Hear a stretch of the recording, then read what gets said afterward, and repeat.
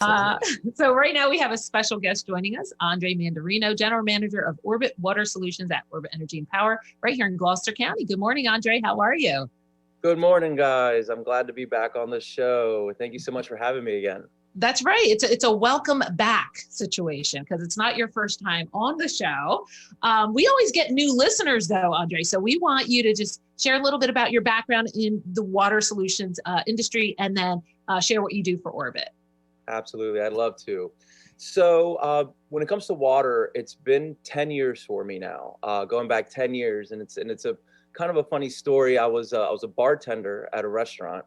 And this guy comes in and he gets dinner, he has a couple drinks. I've been serving him the whole time. He goes by the name of Vinny Hess. And Vinny Hess is the vice president over here at Orbit Water Solutions.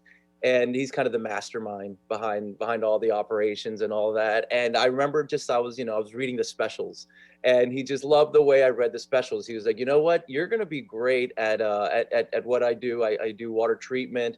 I got a feeling you're going to do really good. And 10 years later, I'm now his general manager. We've been doing so well through all of our ventures. So yeah, big shout out to Vinny Hess for that. And so that's where it started 10 years ago back then. And now what I do for the company, I mean, a little bit of everything, but one of the main things that I do, because they call me the water nerd over here at Orbit Water. I instill all my knowledge, everything that I've learned about water to everyone, whether it's the water technicians going into the homes or one of the phone lead setters that calls the customers to our installers. I want to make sure that everybody knows the ins and outs of water. So I would say that's kind of my main job, is just to teach everybody everything about water.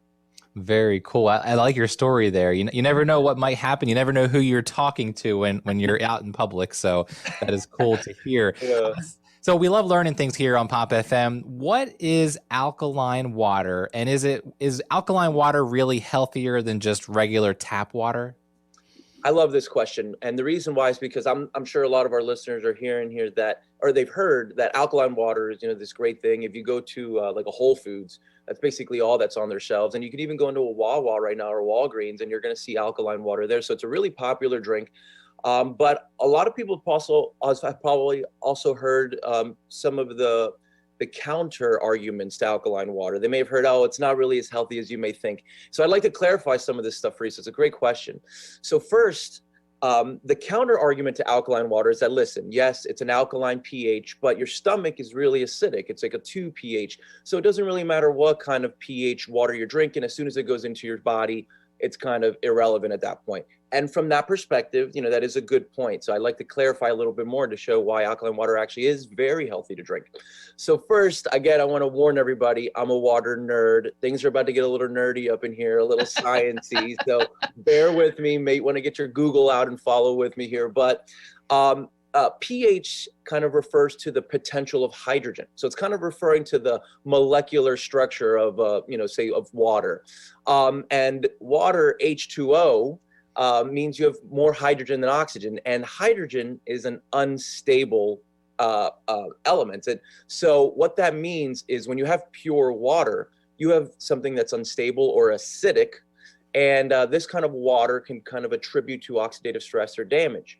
Now, when you make water alkaline, like the way we do here at Orbit, we like to use alkaline minerals like magnesium and calcium. So when you remineralize the water, now it's no longer H2O. Now it's actually a different structure. It's got the calcium and the magnesium.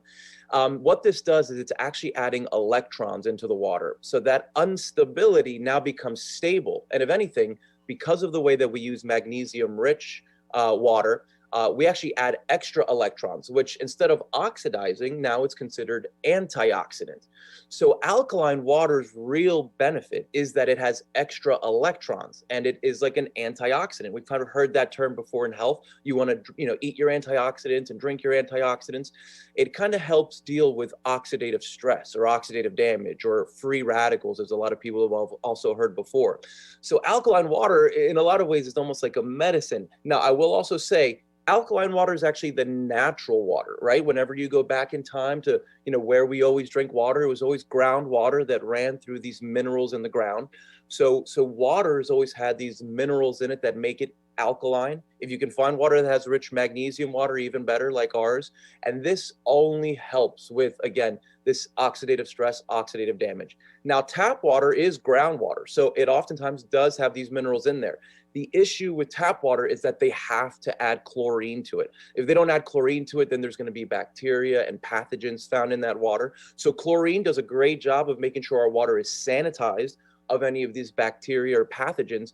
But unfortunately, chlorine is a highly oxidizing molecule. So it kind of counters those alkaline minerals, and it ends up making water oxidating again. So tap water, while it would be normal, good and healthy in its normal state when it comes from the ground, as soon as they start to kind of bleach that water, it really begins to lose that antioxidant property, and unfortunately becomes this oxidative molecule, or this oxidative drink. So if I lost everybody there, I apologize. But I wanted to make sure everybody heard the truth of alkaline water. No, that's so good. I'm glad you broke it down like that, because, we need that information just to make a really good educated decision, right? Because a lot of times things are hearsay. So thanks for clearing the air or clearing the water. Clearing the water. Yep. Nice.